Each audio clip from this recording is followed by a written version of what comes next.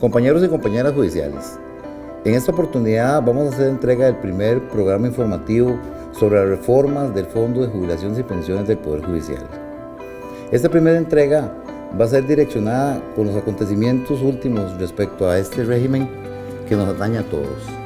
Para eso tenemos invitados especiales, compañeros de diferentes organizaciones del Poder Judicial, que nos van a decir y explicar claramente qué está sucediendo, qué debemos hacer, cómo van a pasar las cosas para estar informados realmente.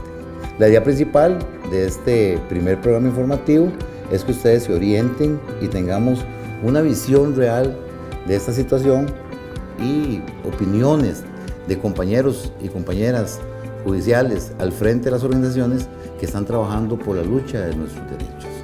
En esta primera oportunidad vamos a hacer contacto con el compañero licenciado Roberto Montero García, que es el presidente de la Asociación Costarricense de la Defensa Pública, donde nos va a hablar directamente del impacto de esta reforma y las implicaciones que traería para este Poder Judicial.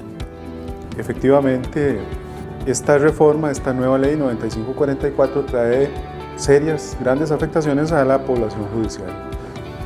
Muchas de ellas tomadas en consideración o llevadas o plasmadas en la ley por la Asamblea Legislativa, aún en contra de principios constitucionales y de ausencias de criterios técnicos para determinar los cambios que se hicieron a nuestro régimen de jubilaciones y pensiones. Un claro ejemplo es haber subido de 120 últimos salarios para el cálculo de la pensión, que fue lo que recomendó el estudio del ICE, que también cuestionamos mucho.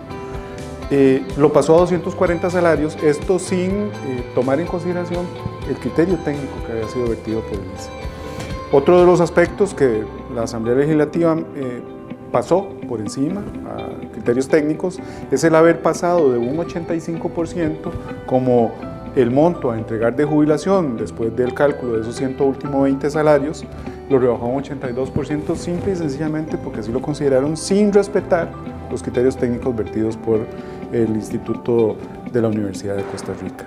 Otro de los aspectos importantísimos que esta ley toca y viene a reformar de una manera grosera es la obligación que tenemos ahora de elaborar o servir dentro del Poder Judicial durante 20 años.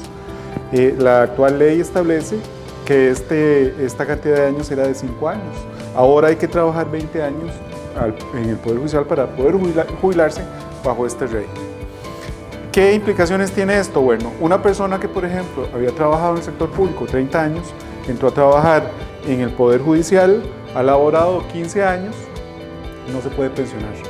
Pero no solo se le va a subir la edad de poder pensionarse, sino que existe la posibilidad de que esta persona fallezca.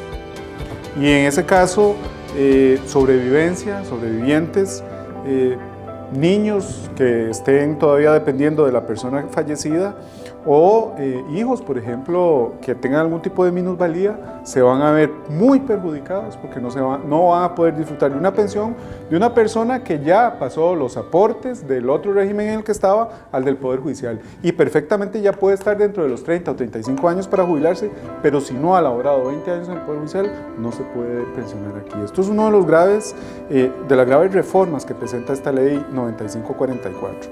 Otro es el género, otro de los aspectos del género, y respetando criterios normativos constitucionales, normativos internacionales que establecen que debe haber una preferencia a la hora de jubilarse por parte de las mujeres, no lo respeta.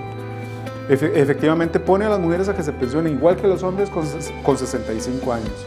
¿Con qué fundamento técnico? Con ninguno. El voto de la Sala Constitucional que emitió la consulta dirigida por la Asamblea Legislativa por este proyecto de ley o por el proyecto de ley que termina siendo la ley 9544, simplemente se fundamenta en un párrafo de ningún estudio técnico, de un documento emitido por el director del ICE y que lo que dice es que simplemente no hay necesidad de tomar criterios de género porque no afectan el fondo.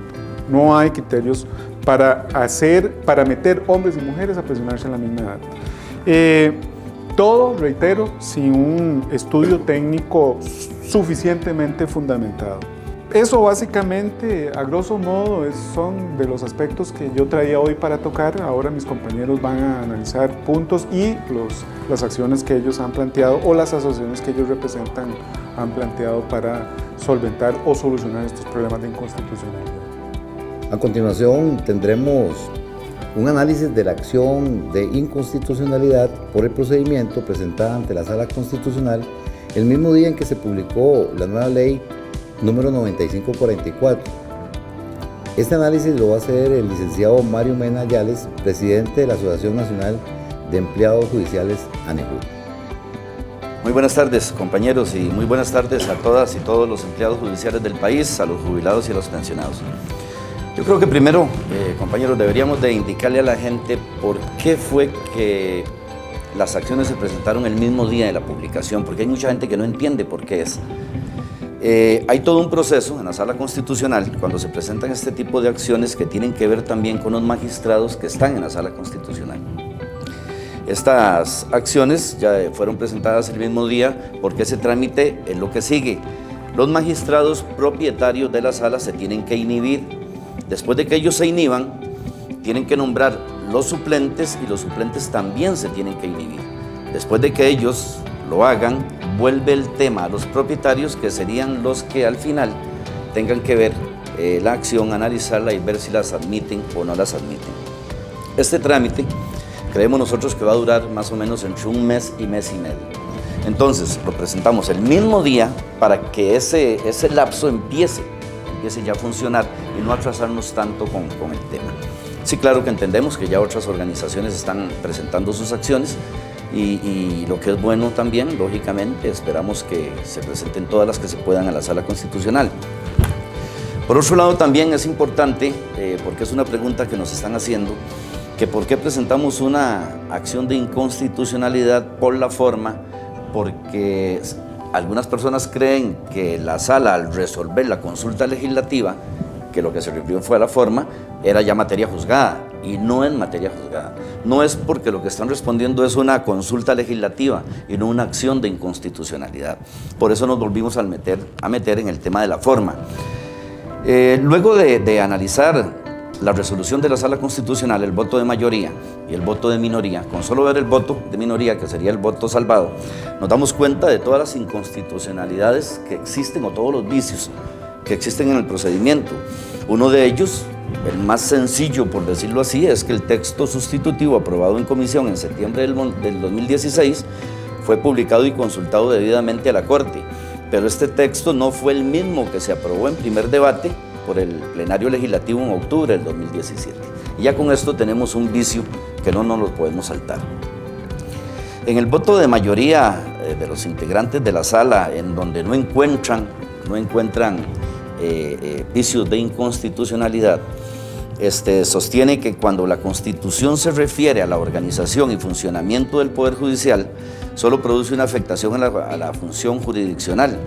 Y lo fundamentan, y esto es lo más grave de todo, lo fundamentan con 3 resoluciones de la misma Sala Constitucional que ponen como que si fuera jurisprudencia, que al analizar esos 3 votos, los analizar jurídicamente y se da uno cuenta de que no tienen que ver con lo que ellos están resolviendo en ese momento. Esto es lo que quiere decir, y por eso digo que es muy grave, que lo que hicieron fue tomar 3 acciones o 3 resoluciones que ya se habían dado en años diferentes para tratar de fundamentar un asunto que no lo están fundamentando. Esto sí, decimos que es muy grave porque entonces el fundamento que están utilizando para nosotros no existe. Demostramos que esta reforma afecta a la independencia judicial, afecta a la carrera judicial, afecta a la carrera fiscal, de la defensa pública y del personal en general, que teniendo más cargas en su salario, van a recibir un beneficio menor al jubilarse.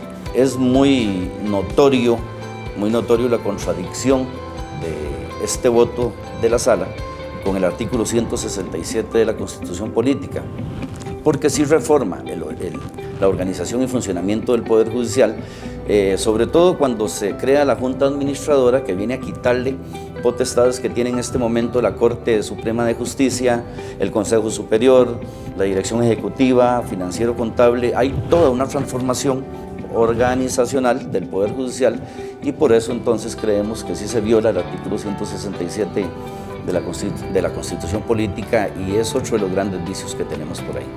Yo creo que en la forma eso es lo más sustancial que podríamos decir, presentamos en acción. Continuando con este programa informativo, tenemos la explicación de la acción de inconstitucionalidad por el fondo, también presentada el mismo día que se publicó la nueva ley 9544, a cargo del invitado licenciado Juan Carlos Viviani Serrano, presidente de la Asociación Nacional de Profesionales, ANPROJU. Muchas gracias, don Parris. Sí, precisamente la idea que queremos comentarles un poco es por qué tomamos ciertos artículos del fondo de la reforma más bien la ley 9544, ya en vigencia a partir de esa fecha. Tomamos 5 artículos, que fue el 224, 224 bis, 227, 236 y 236 bis, que para nosotros son artículos que realmente afectan directamente a la familia judicial.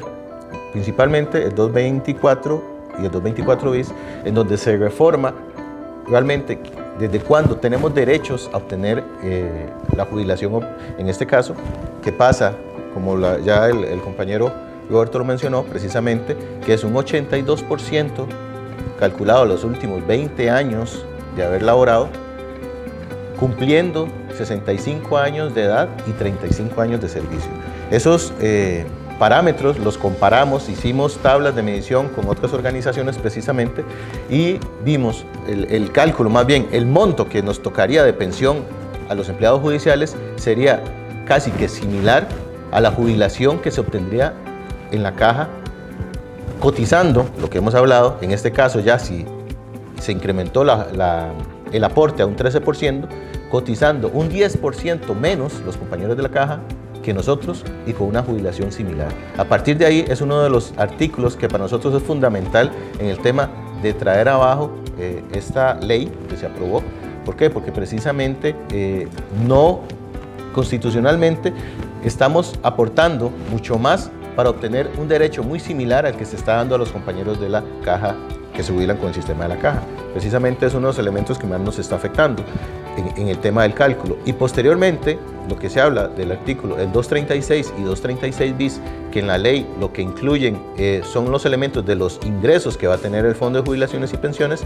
De nuevo, traemos el tema de lo que fue el incremento que se está dando a la familia judicial de un 11 a un 13%. Este incremento que en algún momento se vio que era necesario, se habló en todas las organizaciones que fuera escalonado. ¿Para qué? Para que la familia se preparara. En este momento es un impacto directo en las finanzas de los empleados judiciales, que lo que se habla precisamente es que va a empobrecer a la familia judicial, porque muchas familias, muchos empleados judiciales no tienen la capacidad de pago para solventar sus gastos, solventar sus compromisos financieros con este incremento. ¿Por qué? Porque vino de un 2%, que posiblemente va a dejar desprevisto a las familias judiciales para esos pagos. De igual forma, lo que es el monto de la famosa contribución solidaria, consideramos que realmente lleva a ser confiscatorio el monto que se está asignando a este tema. ¿Por qué? Porque realmente al comparar los cargos que se hacen entre lo que es la contribución solidaria, los impuestos que se le cargan a los empleados judiciales, ya sea si tiene impuesto de renta, si tiene algunos otros impuestos, el impuesto que pagan los compañeros jubilados y pensionados a la caja también. O sea que son incrementos que realmente no se consideraron en la Asamblea Legislativa, no escucharon a las asociaciones que nos acercamos a negociar con ellos para lograr el menor impacto en el bolsillo de las personas que trabajamos en el Poder Judicial. Ese es un elemento fundamental que nosotros tratamos de negociar y nunca fuimos escuchados. Por eso es que en estos momentos estamos pasando lo que pasa, y precisamente lo que en muchas ocasiones creímos que se iba a resolver, esto lo vamos a resolver en la sala con los recursos que están interpuestos y los demás que se están interponiendo.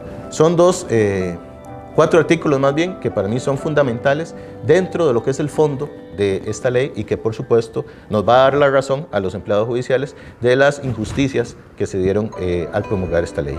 Muchas gracias.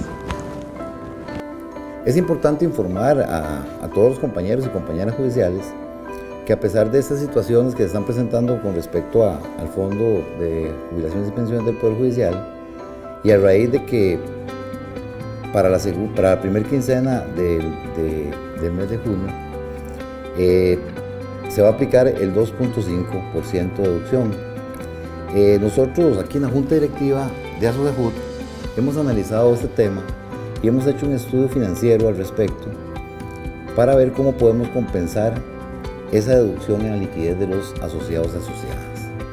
Por lo que estamos trabajando en una propuesta para poder lograr que ese impacto se reduzca.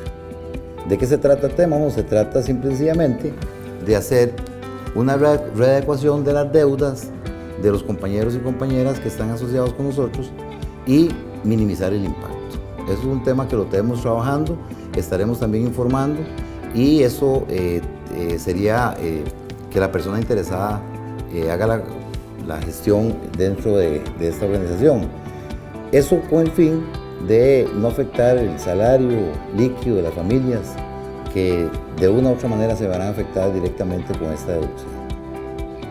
Finalmente, agradecer a los panelistas, don Roberto, don Mario Mena, el compañero Juan Carlos Viviani, en esta primera entrega de este programa informativo.